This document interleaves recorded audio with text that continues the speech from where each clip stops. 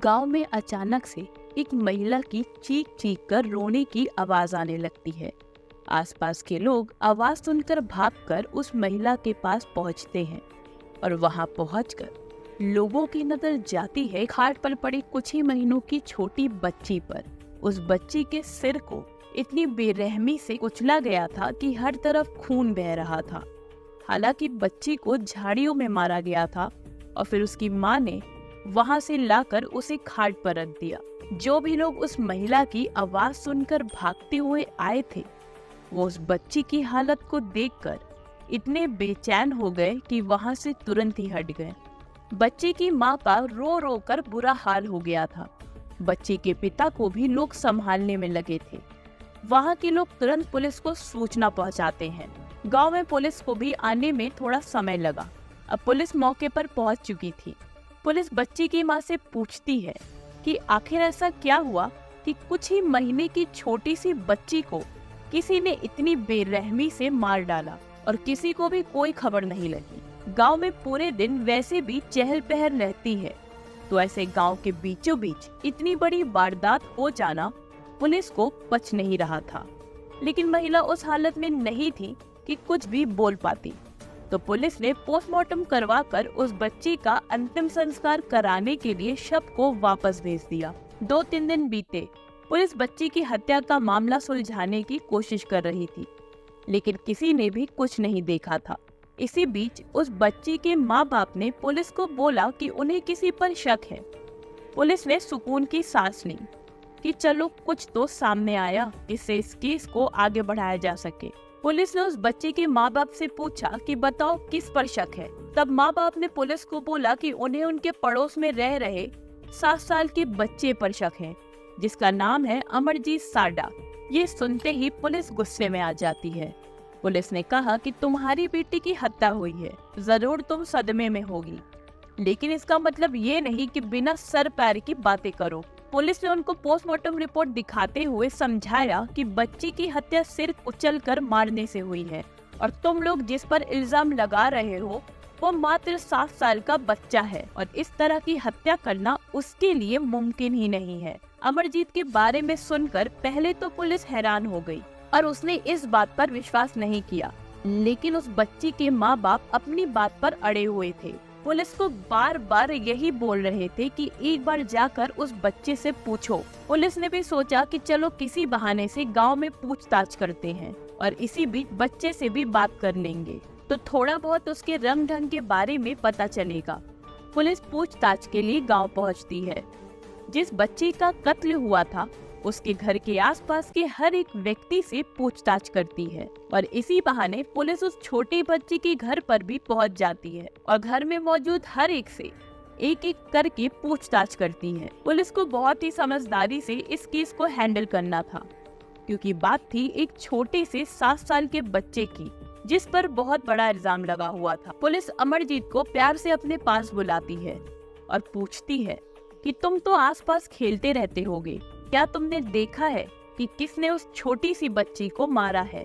अमरजीत कुछ जवाब नहीं देता, लेकिन पूछताछ करते समय पुलिस को उसकी हरकतें खटक रही थी। जिस समय पुलिस ने अमरजीत से उस बच्ची के बारे में पूछा था, तब अमरजीत बार बार मुस्कुराता जा रहा था। पुलिस को समझ आ रहा था कि अमरजीत को कुछ तो पता है, लेकिन उस समय परिवार के सामने पुलिस कुछ नहीं करती और वहां से चली जाती है। लेकिन कुछ पुलिस वाले वहीं रुक जाते हैं ताकि जैसे ही अमरजीत अकेले घर से बाहर निकले तो पुलिस उससे किसी बहाने से सच उगलवा पाए। पुलिस को इंतजार करते हुए कुछ ही समय हुआ ही था कि अमरजीत अपने घर से बाहर खेलने के लिए निकला और पूछताछ के लिए पुलिस वालों को भी बच्चों जैसे हाव भाव में उससे बात करनी पड़ी। और पूछताछ में घुल मिल जाने के बाद इस बार अमरजीत ने सिर्फ मुस्कुराया ही नहीं, बल्कि पुलिस से कहा कि पहले मुझे बिस्किट खिलाओ, फिर बताऊंगा। पुलिस अमरजीत को दुकान ले जाकर बिस्किट दिला देती है और फिर अमरजीत सच बताना शुरू करता है, जिसे सुनकर पुलिस भी दंग रह जाती है। बिस्किट खाते खाते उसने पुलिस को बताया कि बच्ची की हत्या पत्थर मारकर उसी ने की थी। लेकिन वो यहीं नहीं रुका, उसने ये भी बताया कि ये पहली बार नहीं था और मैंने पहले भी अपनी बहनों को ऐसे ही मारा है। फिर अमरजीत पुलिस को लेकर स्कूल के पास एक झाड़ी के पास पहुंचता है, जहां उसने 6 महीने की बच्ची की हत्या की थी। उसने बताया कि वो बच्ची अकेले खाट पर लेटी थी और जैसे ही उसकी माँ किसी काम के लिए वहाँ से हटी, वैसे ही अमरजीत उस बच्ची को लेकर भाग गया और उसे पत्थर से कुचलकर मार डाला। ये सुनकर तो पुलिस का दिमाग ही काम नहीं कर रहा था। पुलिस तो अमरजीत से इसलिए पूछताछ करने गई थी क्योंकि उन्हें लगा कि हो सकता है कि अमरजीत को कातिल के बारे में कुछ पता हो, लेकिन अमरजीत ने ही बच्ची की हत्या की थी, इसकी पुलिस ने उम्मीद तक नहीं की थी। लेकिन अब पुलिस को ये जानना था कि अमरजीत और किन बच्चों की बात कर रहा है जिनके बारे में पुलिस में कोई कंप्लेन नहीं थी। अमरजीत ने अपनी बहनों को मारने का जिक्र किया तो पुलिस सीधे अमरजीत के घर पहुंचकर उसकी माँ से इसके बारे में पूछती है और थोड़ी ही देर में अमरजीत की माँ रोने लगती है और बोलती है कि उसके बेटे ने जो भी किया उसे उसका अंदाजा नहीं है, वो तो सिर्फ बच्चा है और उससे गलती हो गई है। पुलिस ने तो अमरजीत को हिरासत में ले ही लिया था, लेकिन पूरी कत्ल की कहानी उसके माँ बाप ने बताई। कुछ महीने पहले अमरजीत ने अपनी चचेरी बहन की हत्या कर दी, लेकिन परिवार वालों ने इस बात को बाहर नहीं आने दिया और रातों रात उस बच्ची के शव को दफन कर दिया ताकि बात वहीं दब जाए। लेकिन फिर अमरजीत ने अपनी सगी बहन को मार डाला और अब घर वाले करते भी क्या, उन्होंने अमरजीत की खूब पिटाई की और पहले की ही तरह बच्ची को दफना दिया। अमरजीत के परिवार को लगा कि वो एक छोटा बच्चा है और उसे सही गलत के बारे में नहीं पता और इन दोनों हत्याओं को छुपा दिया।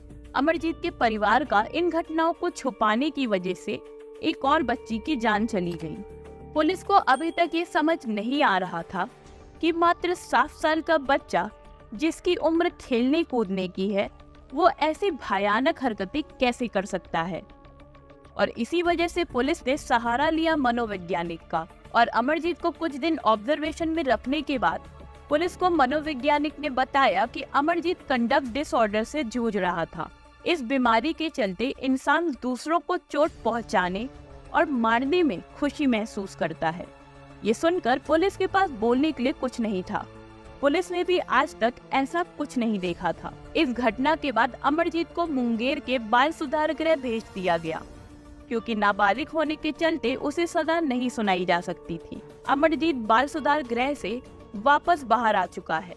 अगर आपको हमारी ये वीडियो पसंद आई हो तो कमेंट सेक्शन में जरूर बताइएगा और ऐसी ही ट्रू क्राइम स्टोरीज के लिए हमारे चैनल को लाइक करें, सब्सक्राइब करें और शेयर करना ना भूलें।